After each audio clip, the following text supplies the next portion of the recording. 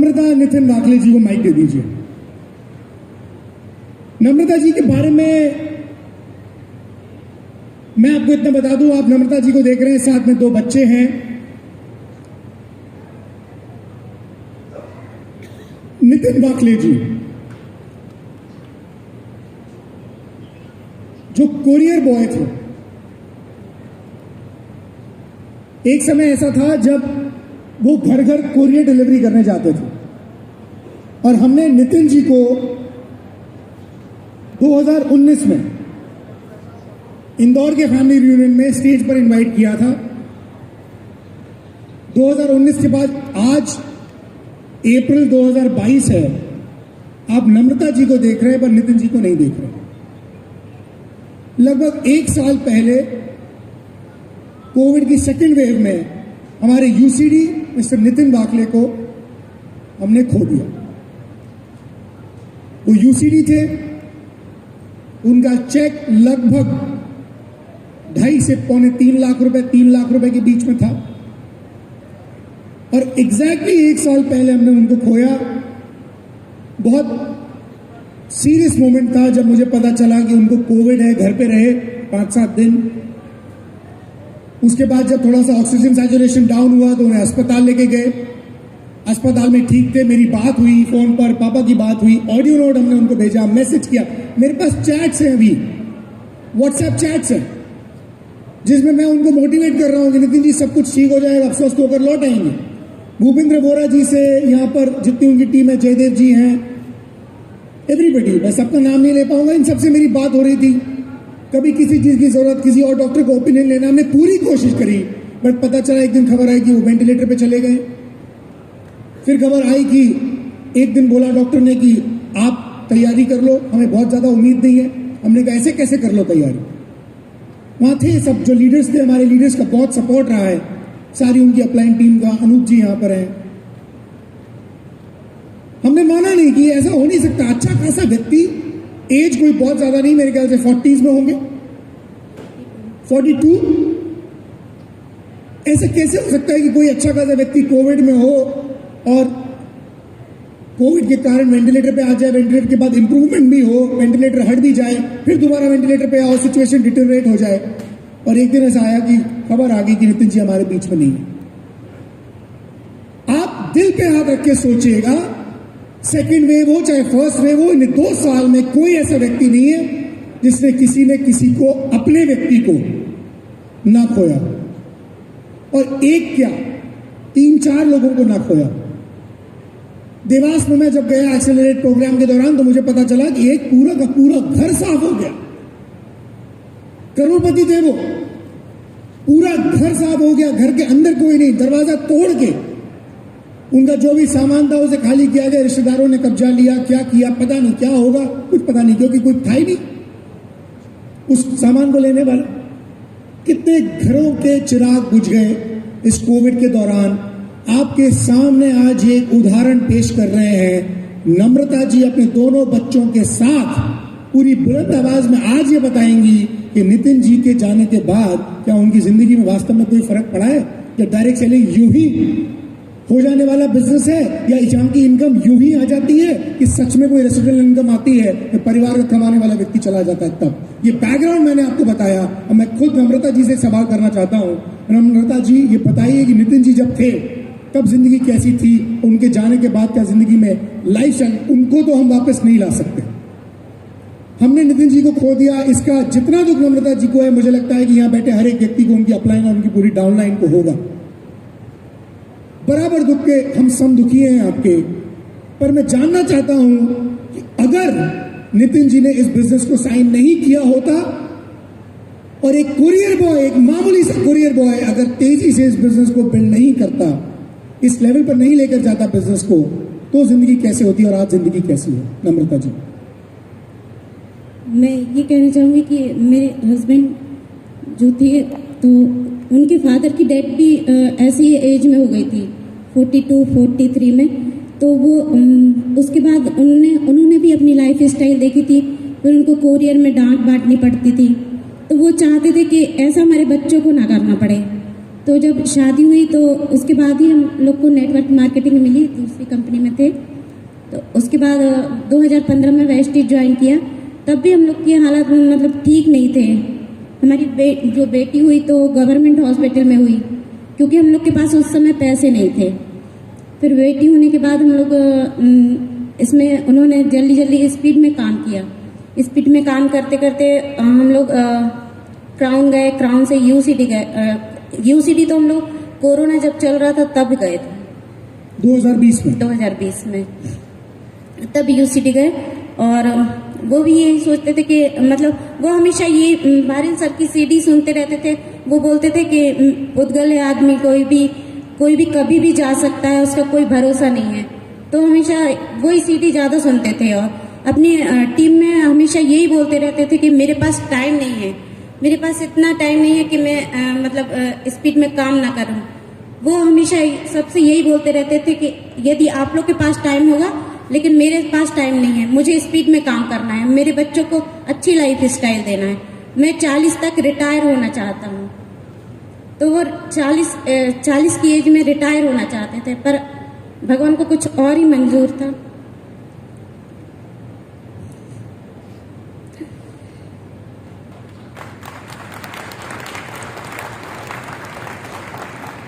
नितिन जी जब काम करते थे, बच्चों की एज क्या थी उस समय? बेटे की?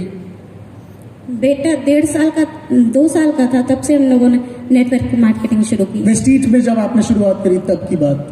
तब बेटा 7 साल का। 7 साल का था। तो जब वो काम करते थे, बहुत ज्यादा काम करते थे और घर पे नहीं आते थे, तो आपको फ्रस्ट्रेशन नहीं होता था कि यार ये इतना काम क्यों कर रहे हैं, इतनी मेहनत क्यों कर रहे हैं, क्या जरूरत है? कभी कभी लगता था, बोलते थे भी उनसे, पर वो बोलते थे कि यदि हम काम कर लेंगे तो फ्री हो जाएंगे और हम लोग कहीं भी जा सकते हैं, विदेश यात्रा करेंगे, मतलब घर बना लेंगे। वो सपने दिखाते थे तो मुझे भी लगता था, फिर मैं भी उनके साथ काम करने लगी। आप करना सपोर्ट करती थी उनको आप? नितिन जी गए पिछले साल, 1 साल लगभग उनको हो गया है। उनके जाने के बाद अगले महीने से इनकम पूरी तरह रुक गई? नहीं, या इनकम आ रही है? नहीं, पैसा कुछ आ रहा है? पैसा आ रहा। कितना पैसा आ रहा है? 1 लाख के करीब तो आते हैं। 1 लाख रुपए आ रहा है लगभग। आपको पता है बिजनेस कितना ऊपर नीचे हुआ है पिछले 1 साल में? हमने सेकंड वेव देखी, हमने थर्ड वेव देखी, और हम ये भी जानते हैं कि एक लेडी की लिमिटेशंस क्या होती हैं। आज 2 बच्चे हैं उनके साथ जो अब स्टेज पर है, उनको स्पेशली हमने यहाँ पर बुलाया है, खुद वो यहाँ पर हैं। और इनकम जब नितिन जी थे, मुझे बताने में कोई इसमें शर्म नहीं है, जब नितिन जी थे लगभग 2.5-3 लाख रुपए की इनकम पे आप पहुंच गए थे। और डाउन भी हुई, क्योंकि यहाँ पर बैठे हर एक व्यक्ति की इनकम ने कहीं ना कोई एक डाउन टर्न भी लिया है, अपवर्ड ट्रेंड में भी रही है। हैदराबाद वालों से पूछोगे तो बोलेंगे हम तो ग्रोथ में हैं, किसी से व्यक्ति से और पूछेंगे तो बोलेगा हाँ मेरे एक बम्प आया बिजनेस में, चेक में आया क्योंकि सेकंड वेव आई, थर्ड वेव आई, पर अब दोबारा मैं ग्रोथ मोड पे हूं। पर लगभग 1 साल के अंदर कंसिस्टेंटली आपको पैसा आ रहा है और आपकी एक्टिविटी अब उतनी नहीं होगी जितनी नितिन जी के टाइम पे होती थी, या नितिन जी जितनी मेहनत करते थे उतनी एक्टिविटी तो आप नहीं करते होंगे। नहीं, उतनी नहीं हो पा रही। वो CNT लेने भी जाते थे, मैंने भी कोशिश की, 2-3 बार मैं गई CNT लेने, पर उतना नहीं हो पाता था क्योंकि बच्चों को भी देखना पड़ता। 1 साल से लगातार वर्किंग उस लेवल की नहीं है, पर पैसा हर महीने की 10 तारीख को। मुझे याद है कि नितिन और नितिन की वाइफ मुझे नम्रता मुझे गाड़ी में लेके जा रहे थे, तब नितिन ने कोई हॉस्पिटल दिखाया कि भैया नम्रता यहाँ नौकरी करती थी 3,000 रुपये महीने की, 3,000 महीने की नौकरी करती थी नम्रता, अकाउंटेंट की। जी, स्टोर में थे, स्टोर में, हॉस्पिटल के स्टोर में। और आज नितिन नहीं है, लेकिन आज लाख रुपए महीने की इनकम कंसिस्टेंट, इसे कहते हैं रॉयल्टी इनकम। मैं सर थोड़ा सा टाइम ले रहा हूं। जी जी, कुछ नितिन का तुमने कहा ना, नितिन के मैसेज पढ़े तो मैंने वैसे ही खोल लिया। 14 अगस्त 2020 का मैसेज है, भैया हमारी टीम में जो ग्रोथ हुई है उससे मॉर्निंग सीपी का बहुत बड़ा हाथ है। 17 अगस्त FRU 2021 तक 5 लाख की इनकम तक पहुंचना है, आपके मार्गदर्शन की जरूरत है। 5 सितंबर 2020 एक फोटोग्राफ है कार का जिसमें नितिन खड़ा है डिग्गी खोल के। प्रणाम भैया, आपको बताते हुए गर्व है, मुश्किल समय में जब भी हमारे मामा घर आते थे तो अपनी गाड़ी भरकर राशन ले आया करते थे। और हमारी माता जी के मन में ये बात आती थी कि वो कब अपनी बेटी के लिए ऐसा कुछ कर पाएगी। आज आपके आशीर्वाद से और विनी टीम एजुकेशन से संभव हुआ कि हमने भी गाड़ी भरकर वेस्टीज और बेस्ट डील का सामान लेकर दीदी के घर पहुंचे। मेरे मामा किसान हैं, अपनी खेती की फसल कुछ अलग है।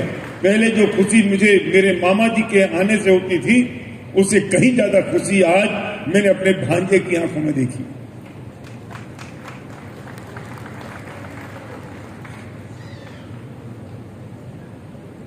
एक दो गाड़ी के फोटोग्राफ हैं और उसमें मैसेज है, लेकिन 16 अप्रैल 2021 अस्पताल से नितिन ने मैसेज डाला, भैया प्रणाम, आपके आशीर्वाद से कुशल और स्वस्थ हूं।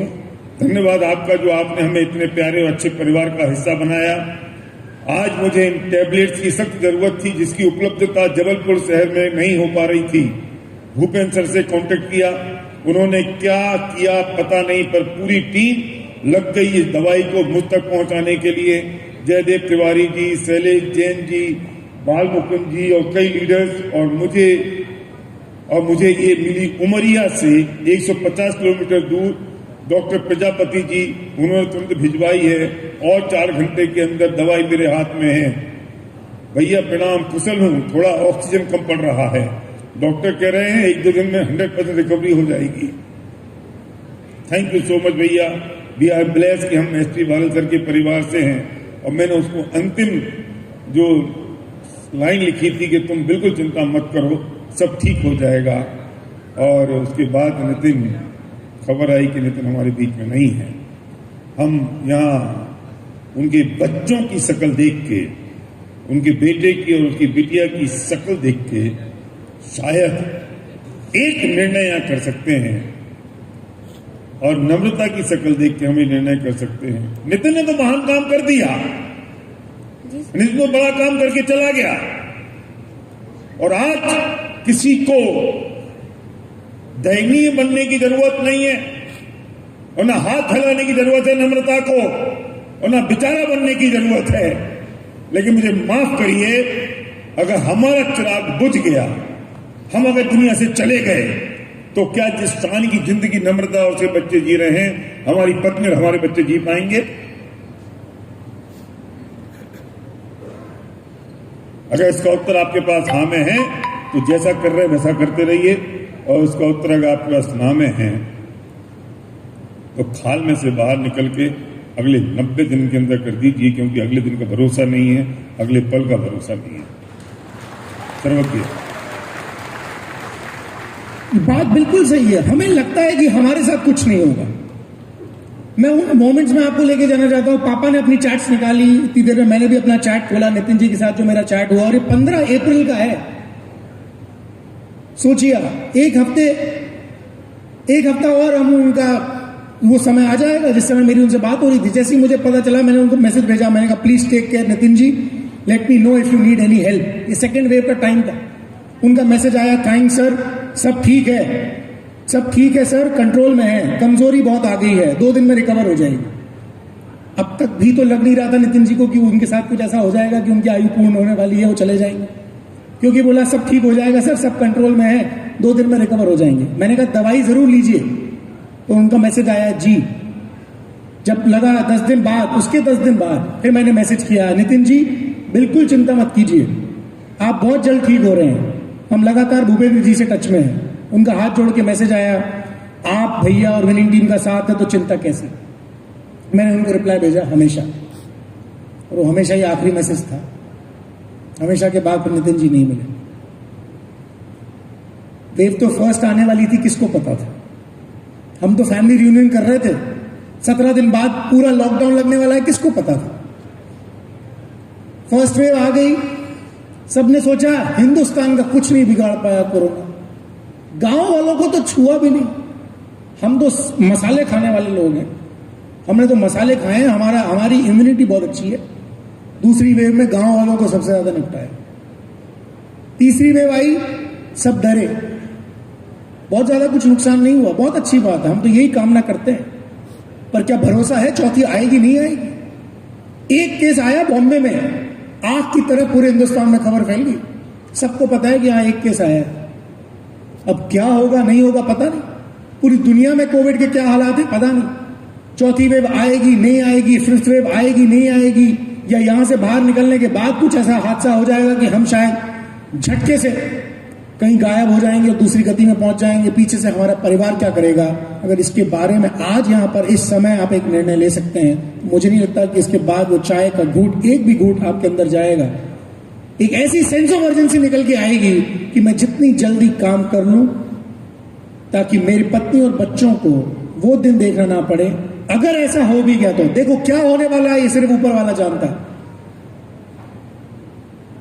पर आज अगर हमारे पास इतना बेहतरीन साधन है तो हम ये भी सोच सकते हैं कि मैं इतनी जल्दी काम करूं कि अगर मैं ना भी रहूं तो मेरे पति और बच्चे खुशी से गर्व के साथ मेरी टीम के मंच पर बैठ के ये कहानी सुना रहे होंगे कि हमें गर्व है कि हमारे पापा का नाम नितिन वाखले है। आज उस बेटे की खुशियां देखकर मुझे खुशी मिलती है। ये बेटा, नितिन जी का बेटा हमसे, पापा से बाहर टकरा गया और एकदम से टकरा के खुश हुआ, बहुत चेहरे पे बड़ी सी स्माइल थी।